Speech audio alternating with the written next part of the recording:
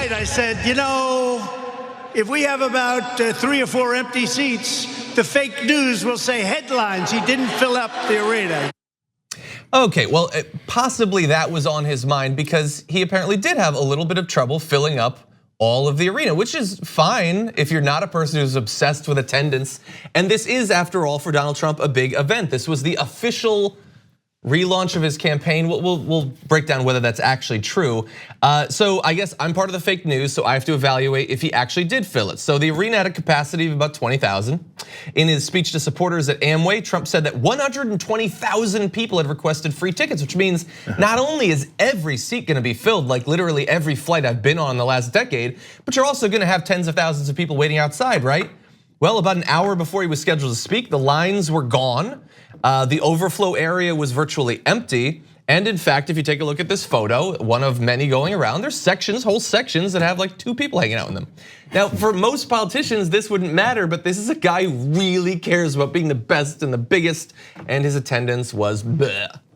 So anyway, official relaunch, what do you think? I also read some stories, and this is the thing, I honestly couldn't care less about the number of people that showed up. If 120,000 people did show up, it's actually sad. But so this is good news. It's actually good news for America that they're finally tired of the same song and dance from this guy. So the other part of it is I read there was a report. Okay, I was trying to find the exact report because I was flipping through things this morning about his launch last night, and they said he was busting in people and making sure. I mean, I'm sure they still wanted to be there. I get it, but when you're busting in people to make sure you have those numbers.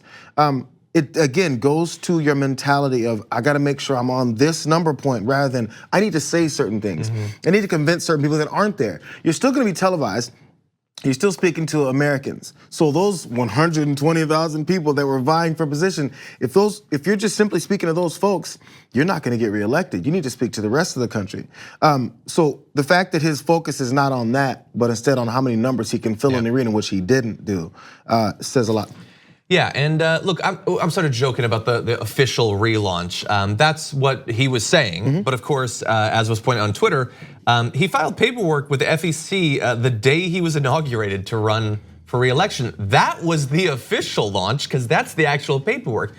This is really just a rally. We joke that it's the official relaunch or whatever. And honestly, I was expecting, as I alluded to earlier in the week on the Damage Report, that he would do something big. Some big new scary program, like fascism all in your face.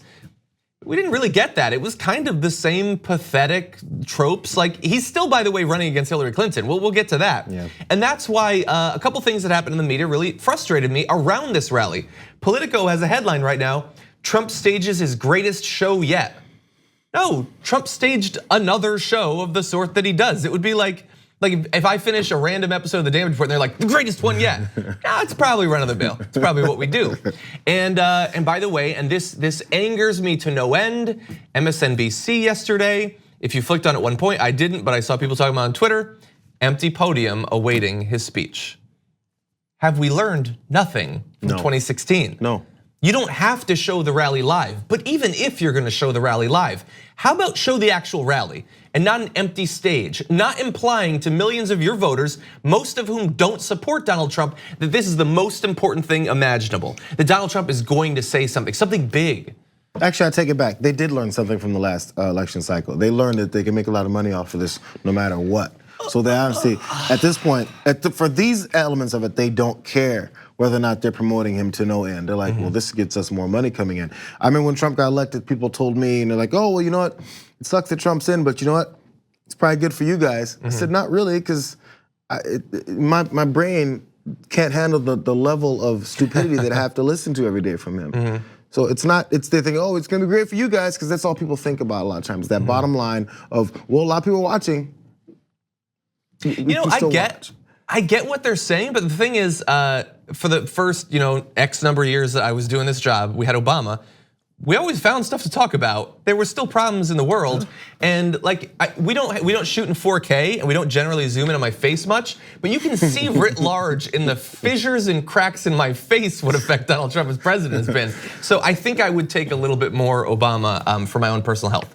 Yeah, and so look, it's another one of the rallies. I just wish that the media would be a little bit more responsible in how they cover it. Like I will watch and I'll read articles breaking down what was said to see, is there something that we need to counter? Is there something that we need to worry about? But you don't just have to show the entirety of the thing. You don't have to support his narrative.